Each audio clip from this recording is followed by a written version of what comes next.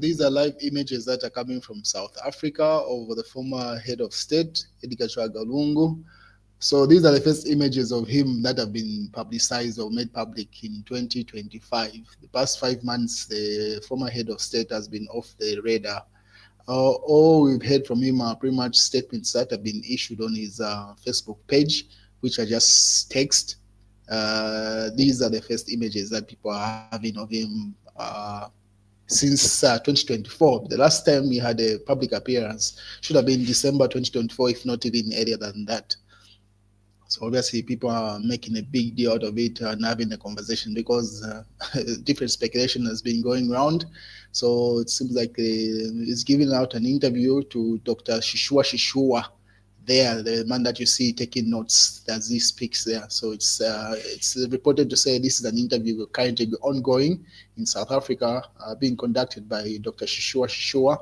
I'm pretty sure if it's not a book that is publicizing, most likely we're going to get the video images of this particular interaction or interview of the former head of state, Edgar Chagwa Lungu. So obviously the same images are making rounds over social media. Everyone is posting them. I mean, 5 months of him being off the radar, you expect such a reaction. So the caption here says, fresh images of former President Edgar Chagwa Lungu being interviewed by Dr. Shishua in South Africa.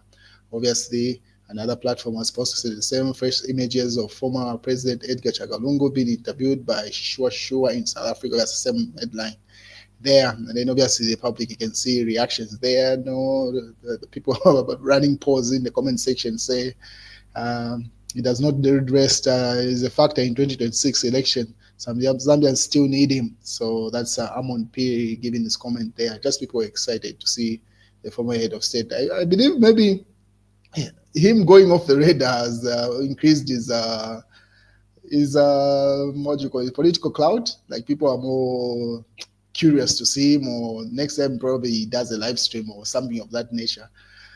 It's going to be mad numbers. And then his wife, on the other hand, was in court because she's in between South Africa and Zambia. So she's in Zambia right now. That's the former head, First Lady, Esther Lungu. So these are images that are coming from court. So former First Lady, Mrs.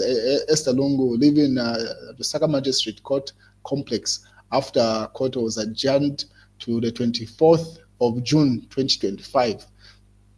So she's in between South Africa and Zambia, obviously. Because as you may be aware, she has a number of court cases in court.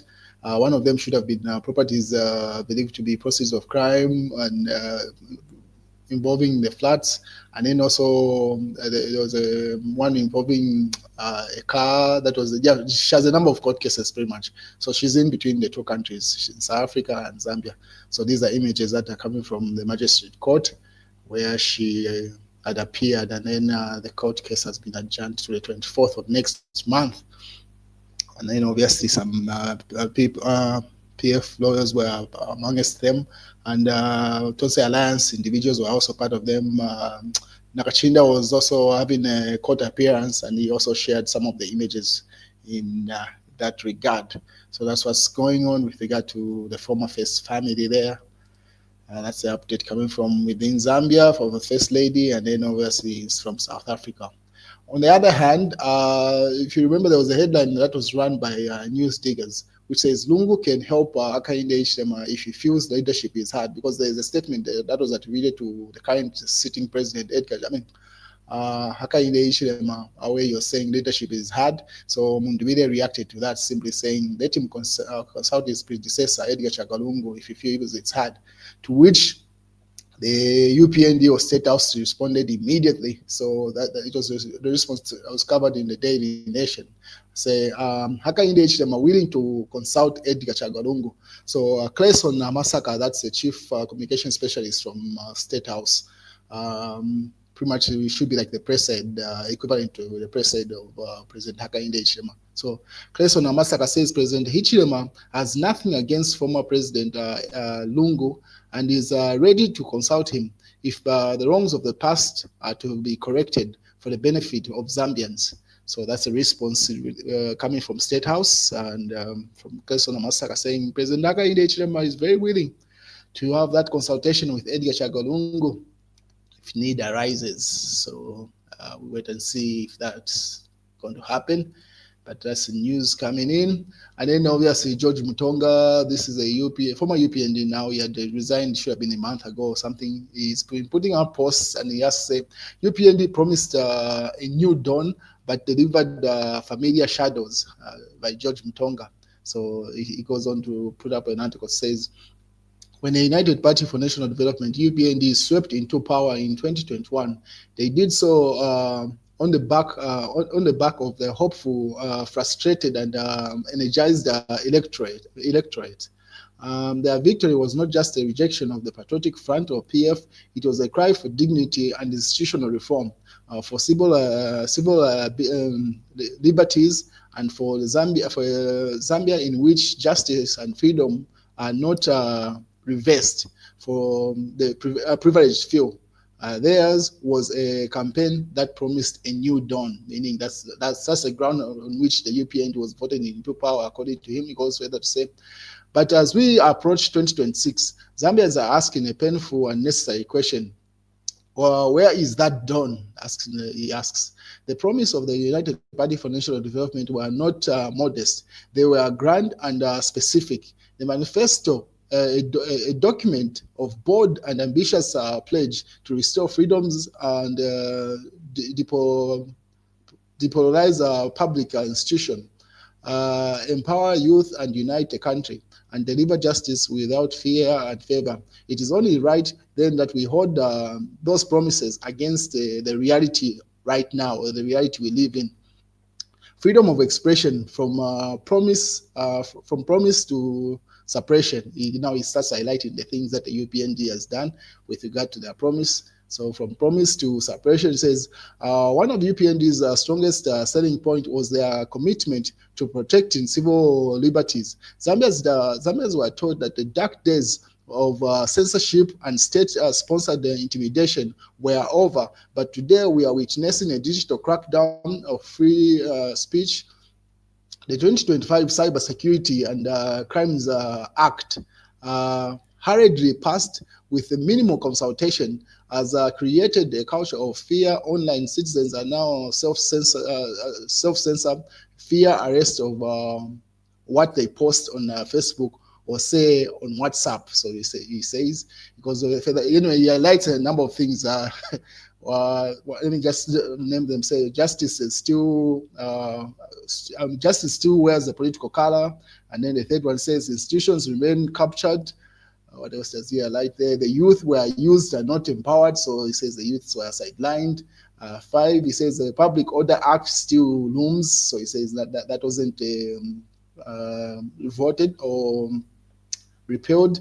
And then 6, he says civil space shrinking and are not expanding. And then he goes further to say in that particular article. So he says that in conclusion, according to him, a mandate must be earned and not assured. The United Party for National Development, UPND, may have entered office on the wave of hope, but the hope fades, and when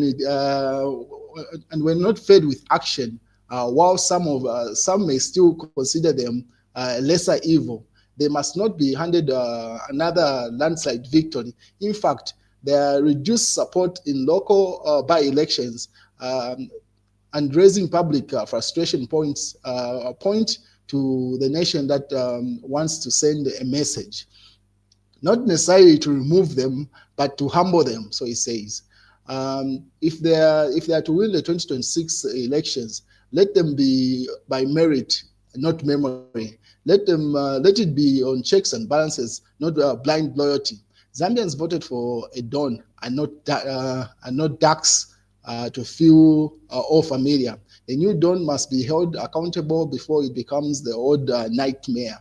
Some of these members of parliament should be used as a message. Should use as a message by making themselves lose these seats. So that's according to George Mutonga there. What is the Mass newspaper says UPND chair clobbered, dragged out of church by cadres for eating state house money. So that's in the mass newspaper. So there was a headline that was making rounds to say UPND cadres allegedly assault district chairperson.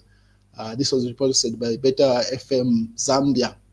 And then he goes within that article, says the radio station goes further to say a hopeless senior local party official has revealed that the United Party for National Development UPND Mazabuka district chairperson was involved in a clash yesterday with some youths because he allegedly didn't share the 20,000 kwacha for party mobilization that was given to him after the Dorcas rally at Rusangu University. Details coming up on Better FM, and then they put a frequency there. So it says there was some fight with regard to some money that was given for party mobilization, which it's alleged he had eaten alone, and he was beaten for that. Obviously, they brought up the details there, and then George Mutonga goes further to highlight why the UPND should be held accountable, and then pretty much repeating the same article that he had shown earlier on. And then just in Lusaka Magistrate Court has found him former Member of Parliament Maureen Mawonga guilty of one count of seditious practice and acquitted on second count and of the remarks she made during alleged disappearance of former independent Petauke Member of Parliament Emmanuel J. Banda last year. So a former Member of Parliament was arrested, as you may be, in fact jailed for 8 months there. So I'm pretty sure by the end of the day, we're going to get a verdict from Parliament whether her seat is being nullified or they wait for her to appeal that court case. And then those are the images coming through from her arrest or jailing. What is in the day revelation? Hakainde Hichilema cannot be allowed to rule beyond 2026. Kalawa. His administration has proved to be the very definition of failure. That's according to Hari Kalawa, Citizen First President. And that's the news, ladies and gentlemen. Have a great afternoon.